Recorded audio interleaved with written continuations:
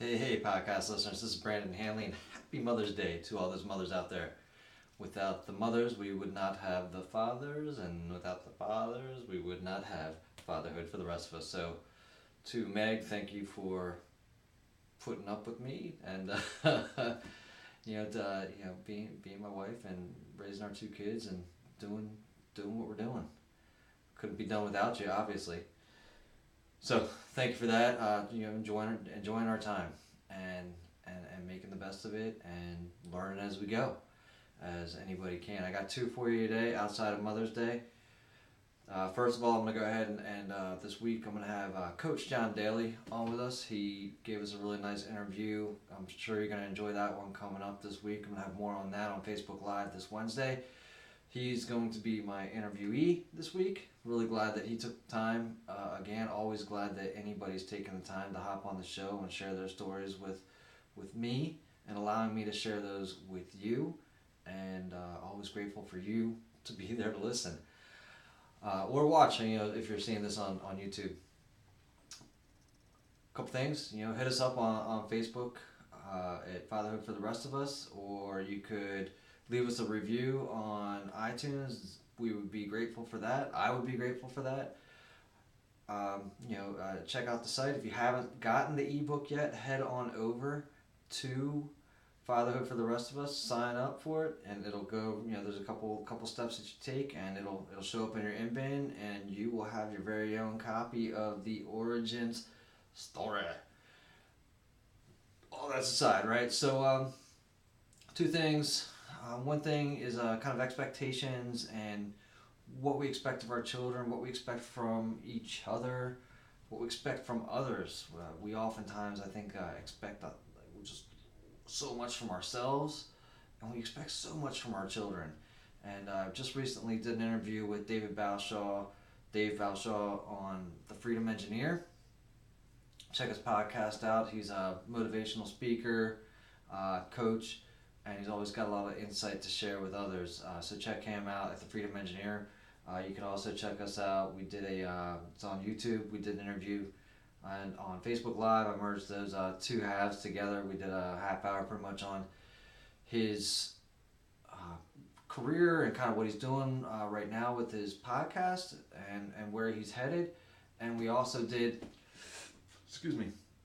we did a little bit on, a bit about him being a dad and what that's like. So make sure you tune into that, check that out, check out his podcast. And after that, he was kind enough to reach out and point out this poem, this writing that is in the beginning, I believe, somewhere near the beginning of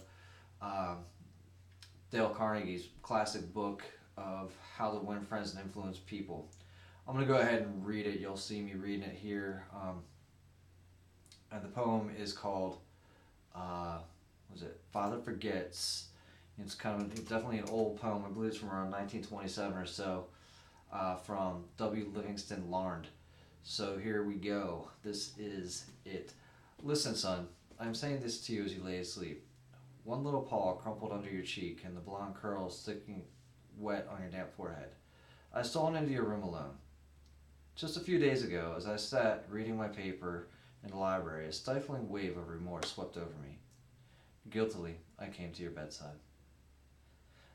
There are the things that I was thinking, son. I'd been cross to you. I scolded you as you were dressing for school because you gave your face merely a dab with a towel.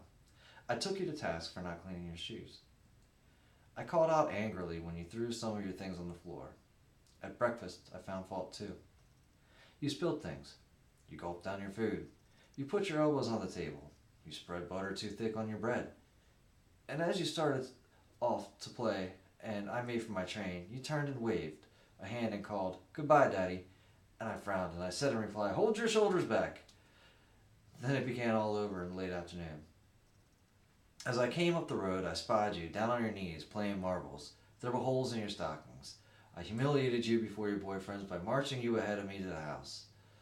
When I glanced up, stockings were expensive, and if you had to buy them, you'd be more careful. Imagine that, son, from a father.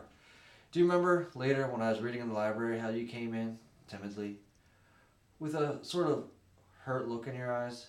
When I glanced up over my paper, impatient at the interruption, you hesitated at the door. What is it you want? I snapped. You said nothing, but ran across in one tempestuous plunge and threw your arms around my neck and kissed me. And your small arms tightened with an affection that God had set blooming in your heart, and which even neglect could not wither. And you were gone, pattering up the stairs. Well, son, it was shortly afterwards that my paper slipped from my hands and a terrible sickening fear came over me. What has habit been doing to me? The habit of finding fault, of reprimanding this was my reward to you for being a boy. It was not that I did not love you, it was that I expected much of youth. I was measuring you by the yardstick of my own years. And there was so much of me, there was so much that was good and fine and true in your character. The little heart of you as big as the dawn itself over the wide hills. This was shown by your spontaneous impulse to rush in and kiss me goodnight. Nothing else matters tonight, son. I've come to your bedside in the darkness, and I have knelt there, ashamed. It is feeble atonement. I know you would not understand these things if I told them to you during the waking hours. But tomorrow I will be a real daddy. I will chum with you, and suffer when you suffer, and laugh when you laugh. I will bite my tongue when impatient words come. I will keep saying things if I told them to you during your waking hours. But tomorrow I'll be a real dad. Wait, my bad. I will keep saying, big screen, as if it were a ritual. He's nothing but a little boy. I'm afraid I visualize you as a man. Yet I see you now, son, crumpled and weary in your cot. I see that you are still a baby. Yesterday, you were in your mother's arms, your head on her shoulders. I have asked too much. Too much. Hey, look, jeez, right? We do. I take so much time. It's not so much I'm looking for flaws. I just want, in each one of them, especially my oldest. I feel so awful sometimes. I'm just like, man, and trying to reverse it and looking for the best and calling out the good that they're doing, so that can be exemplified, and that's something that I'm struggling hard to do. I don't think that it's something that I'm familiar with, right? Growing up, I think most people, or maybe all I heard were the flaws that were being called out, and I didn't hear the good things being said, and that's one thing that I know that I'm personally working very hard at finding more of the good things, and to stop being so nitpicky. It's hard. It's hard because you just want them to be the best version of themselves that they can be, and I know that calling out all their stupid childish things. I mean, not stupid childish things, but all the childish things that they're doing, and expecting them to be fully grown adults, and that's not fair to them. So that's something that I'm working on. But this poem, or this writing, it's a beautiful poem called "Father Forgets," really drives it home, and it just reminds me of the fact that I need to do a better job. So hope you enjoyed that one, and maybe take it to heart if you haven't seen it before. And thanks again, David, for bringing that one up. Appreciate that. Also, second in today's episode is accountability, and how do we exhibit that to our children, and how are we exhibiting it for ourselves and to others, and what are we doing to be accountable? So from most recently, I missed a meeting, and it was just because I literally jotted the wrong time down. And person wrote out to me. They said, "Hey, I'm not sure if I wasn't clear or not, that this is where we were meeting at." And I was like, let me go back and look at the thing. I'd just shown up at the meeting, and sure enough, I just had the wrong time jotted down. And I said, you know what? You were 100% clear. I just, was in a hurry, wasn't focused, any number of things of it. But I jotted down the wrong time. It wasn't you, it was me. So my apologies for wasting your time like that. So I mean, I had the opportunity to say, yeah, what were you talking about? And I had to take it upon myself and just be crystal clear on the fact that, hey, that was me, my bad, and no reason for it, no excuse. I just aired, and so that's one. And then today, over the past couple of days, the kid's been pretty good. We just got done driving about 4 hours. Today, 4 hours yesterday, to and from an event, and I told the kids that I would get them some Pokemon cards, and we'd stop by Walmart, grab some Pokemon cards, head on home, and that would be on the way home from our travels. The travels didn't take me where I thought that they would, and we did not pass the Walmart on the way home. And I said, all right, let's hop out here at the grocery store, we'll run in, and see if we can't find some Pokemon cards in there, and take care of that, right? Because they're two little boys sitting in the back of a car. I don't care whether you got iPads or whatnot in there. They're gonna go crazy, just trying to keep themselves together, right?